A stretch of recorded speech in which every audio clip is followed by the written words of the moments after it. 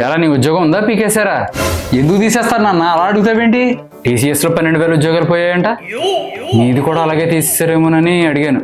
వాళ్ళని తీసేస్తే మమ్మల్ని తీసేస్తారా? ఏ ఎంట్రీ లెవెల్ ఎంప్లాయీస్ ఎవరినో తీసేస్తుంటారు నాన్న. అయితే ఎందుకు నాన్న ఇంత టెన్షన్ అయిపోతావు? తీసేసింది ఎంట్రీ లెవెల్లో ఉన్న వాళ్ళని కాదురా, హై లెవెల్లో ఉన్న వాళ్ళనే. వాళ్ళు ఏమన్నా తీసారంటావా? అబ్బా, కంపెనీ లాసెస్లో ఉండొచ్చు, లేదా వాళ్ళకి రిక్వైర్మెంట్ లేకపోవచ్చు, అయినా వచ్చేసిన ఎంప్లాయీస్కి ఏం కాదు నాన్న, ఇంకో కంపెనీలో మంచి ఉద్యోగాలు వస్తాయి. అయినా ఈ ప్రైవేట్ జాబ్లు అంటేనే అంటారా, లాభాలు వస్తే ఉంచుతారు, లేకపోతే తీసేస్తారు. సరే, ఎస్బీఐ పిఓ పోస్టులు పడ్డాయంట, ట్రై చేయి, అవుద్ది నీ వల్ల.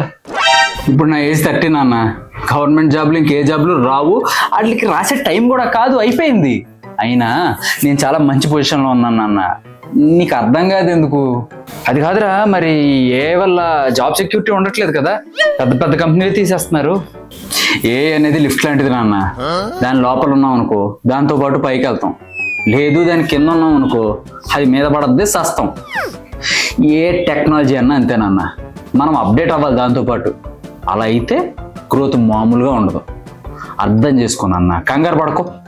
అది నిజమేలే, సరే చూసుకో.